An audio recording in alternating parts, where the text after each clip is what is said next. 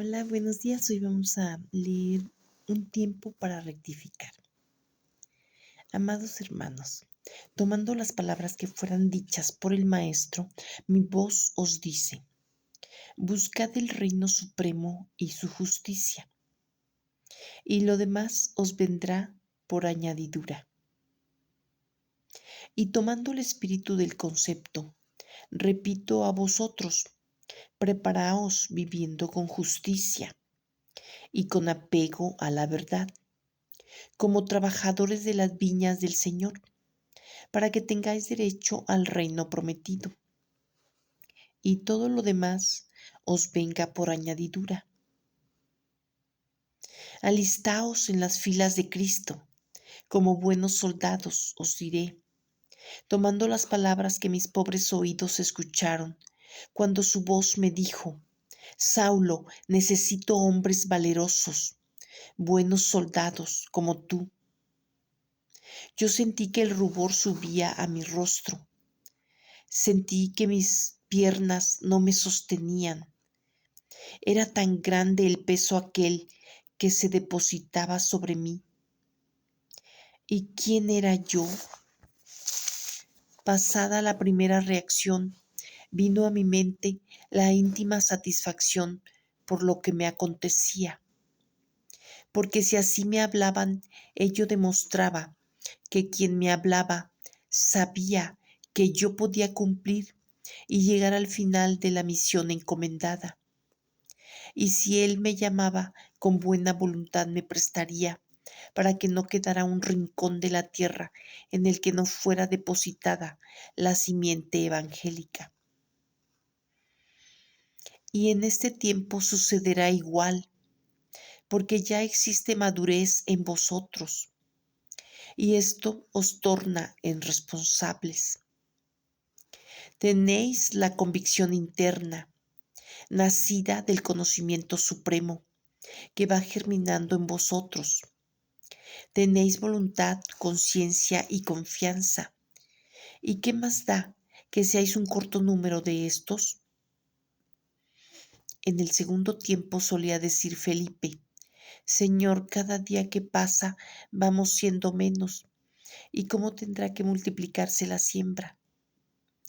Y momentos después volvía a expresarse, Señor, estoy equivocado, porque cada día vamos siendo más.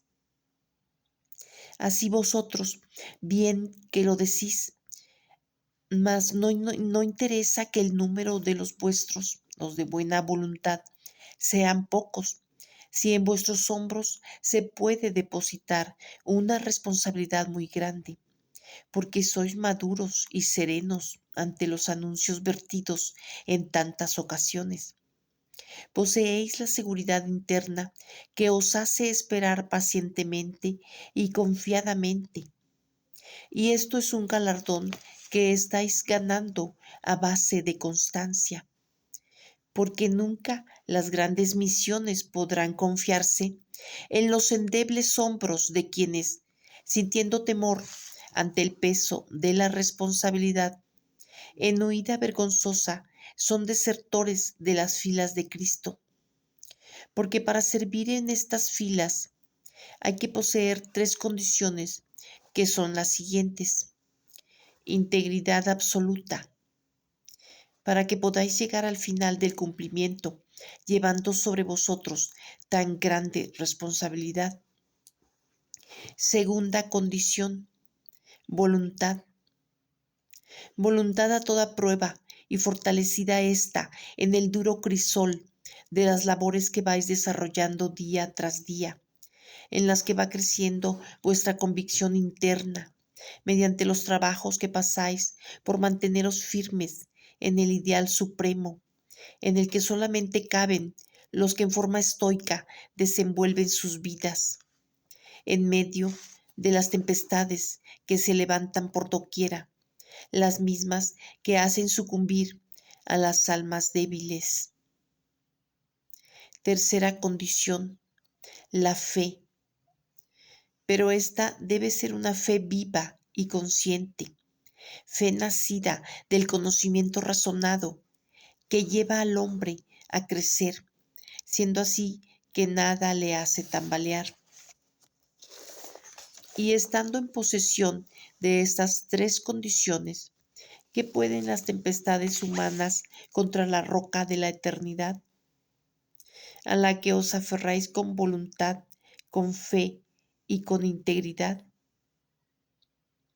Si estáis cimentados perfectamente, nada os hará tambalear, porque para vosotros está irradiando el faro luminoso de la sabiduría de Cristo, y de esa sabiduría van tomando las almas ávidas de la verdad suprema, con la que alumbran sus vidas para no caer en el abismo de la equivocación. Y bienaventurado aquel que permanece erguido, porque va acrisolado y sostenido en estas tres condiciones, y está preparado para los acontecimientos peores, en cuanto fueron los que con buena voluntad siguieron al Maestro, para hacer la siembra en nombre de él. Mas he dicho que no importa el que seáis un reducido número de los que con buena voluntad os estéis preparando para los momentos venideros, porque si volvéis vuestros recuerdos al pasado, os dais cuenta de que los que serán puestos a prueba, la mayor parte de los seres humanos, a quienes se les ha entregado un tiempo para que rectifiquen sus vidas. Ciertamente que las muchedumbres iban despertando al conjuro de la voz del Maestro Nazareno. Pero en sí, ¿cuántos fueron los que le siguieron? 11 discípulos tan solo, los que estuvieron llamados a regar el sendero con su propia sangre. 11 cuyas vidas culminaron en fecunda labor, mientras que otros de estos mismos, sus vidas culminaron con la corona del martirio. Y no les importó lo áspero del camino, ni la falta de pan, ni la falta de agua, así como también no les importó el abandonarlo todo y no tener en propiedad en absoluto nada. Amados hermanos, ¿qué más da la propiedad que el mundo ofrece al hombre? Si a cambio de la renunciación que el hombre haga de estas cosas, va a crecer espiritualmente hablando, y de paso se está preparando para la vida futura. Si la vida es eterna y continuada, ¿qué más da que hoy tengáis un fragmento de tierra en propiedad, en la que se apoyan vuestras plantas? Si ese mismo pedazo de tierra tendréis que dejarlo mañana, o bien que puede tornarse para vosotros en algo que os retenga. Por lo tanto, es preferible que no tengáis en propiedad en absoluto nada. Así estaréis tan libres que nada ni nadie os retendrá. Escuchad la parábola y tomad el espíritu del concepto. Un publicano dijo a Jesús lo siguiente: Rabí, tú hablas de riquezas eternas, hablas de inmensos tesoros y de las eternas propiedades que hace el hombre que renuncia a los bienes terrenales. Y lo cierto es que tú y tu séquito vais tan indigentes que sois más mendigos que los mismos que pululan en las afueras del gran Sanedrín. Y yo te pregunto esto, porque quiero seguir tus pasos.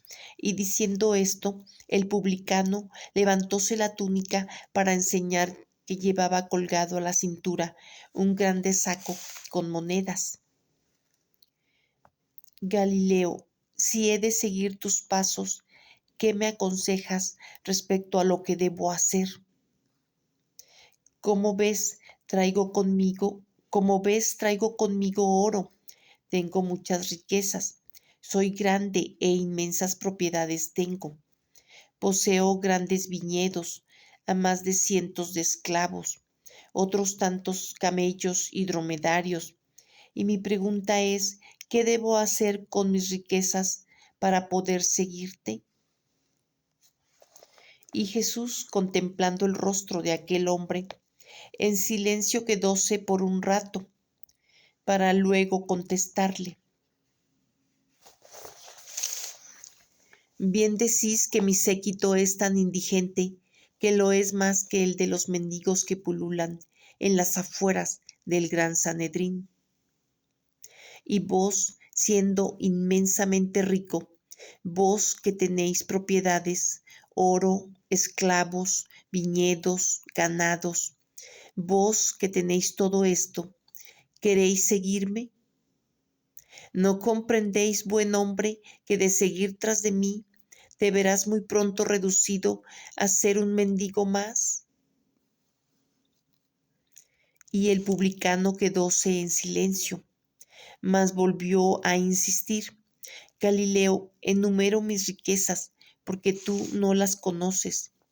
Mas como tú hablas de grandes riquezas, me veo precisado a preguntarte, ¿qué debo hacer con las mías? Y el rabí volvió a contestar: no necesitas el preguntarme qué hacer con esas para poder seguirme. Sencillamente te digo, devuélvelas a sus dueños, que si esto haces, serás más menesteroso aún que el séquito que me acompaña. Porque cuanto tú posees, nada es tuyo, y debes saber que el hombre está sobre la tierra para que tome prestado lo que la misma produce, y éste debe trabajar para hacer producir la tierra, mas no le es lícito al hombre atesorar, como tampoco le es lícito explotar las necesidades de sus semejantes. Y vos que habéis enumerado grandes riquezas, mas estas no son tuyas, porque han sido amasadas con el sudor y el hambre de tus prójimos. Y si realmente quieres seguir tras de mí, devuelve a sus dueños lo que no es tuyo, porque la tierra y sus frutos son del que los trabaja, y no del que explota el hambre de quien lo trabajó.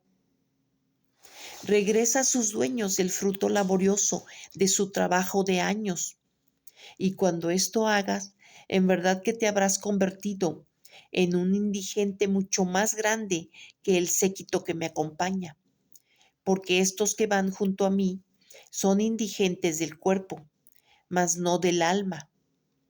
Y preferible es al hombre que sea indigente del cuerpo y no del alma, porque es preferible que esté vestido por dentro y no vestido por fuera. Así contestó el rabí al publicano, y yo, tomando el espíritu de la enseñanza, os la recuerdo, porque ya he dicho, nada nuevo traigo a vosotros. Mas sí se impone la necesidad de que esto se comprenda, y cada quien tome lo que le corresponde, porque el Evangelio entregado en forma indeterminada va señalando a cada uno de vosotros lo que debéis tomar, para que determinéis vuestra existencia. Porque es la hora de la identificación, es la hora de unificarse, es el momento de unirse en el mismo ideal, en la misma convicción, en la entrega con el conocimiento absoluto de que Cristo está con vosotros y no os abandona. ¿Quiénes sois? Os lo habéis preguntado muchas veces, y mi voz solamente os dice que ciertos y seguros debéis de ser, de que por la madurez que hay en vosotros, estáis recogiendo el grano dorado que se está entregando nuevamente, para que os convirtáis en sembradores, para que os convirtáis en soldados. Y os doy esta palabra nuevamente, porque es la misma que ayer sonara en mis oídos, cuando su voz me dijo: Saulo, te necesito, soldado. Y vosotros que estáis militando en estas filas, estáis preparándoos y grandes responsabilidades se depositarán en vuestros hombros. y en vosotros se están cimentando las esperanzas para que marchéis al frente de las muchedumbres el día de mañana. ¿Qué importa que seáis unos cuantos? ¿Qué importa? Vuelvo a decirlo. Si, sirviendo de ejemplo, os levantáis y eleváis vuestra voz potencializada por la convicción interna que ha madurado en vosotros, en verdad que otros os imitarán. Los heraldos de Cristo se multiplicarán y la idea crística vendrán a cantarla muchas voces infantiles cuando en las montañas se encuentren las multitudes. Mas hoy que estáis ante la gran víspera, solo puedo deciros, velad y orad. Convertíos cada uno en centinela. Convertíos en faros encendidos en el seno de vuestro hogar. Y si los vuestros duermen, dejadlos, porque nunca podrán estos ser obligados a que alcancen el nivel que por esfuerzo tenéis vosotros.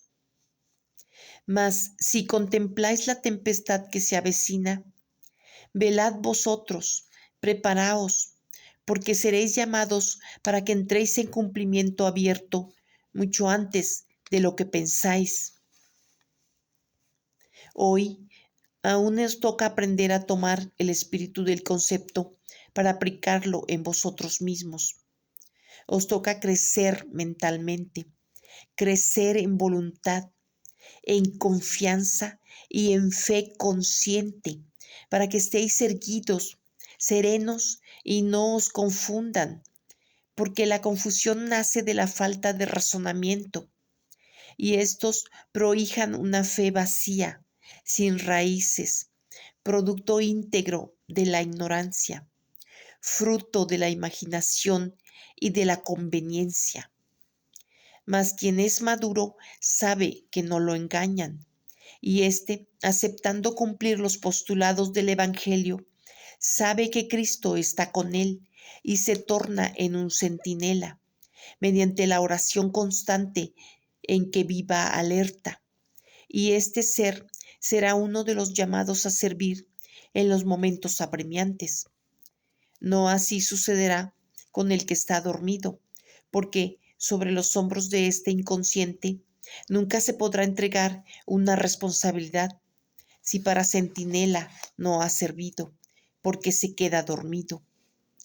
Cristo llamará a filas a los centinelas que están velando y orando, los mismos que se han acrisolado en luchas constantes, en vicisitudes, en sufrimientos y penalidades en su diario vivir. Sí, pero ello no importa, porque estas cosas aquilatan el alma, la templan, la preparan. Y no olvidéis que el buen bronce se aquilata solamente a base de altas temperaturas.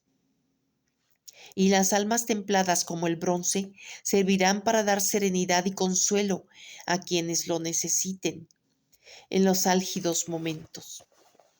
Velad y orad, hermanos míos. Saulo de Tarso. Bueno, hasta ahí termina esta lección. Nos vemos. Buen día. Bye.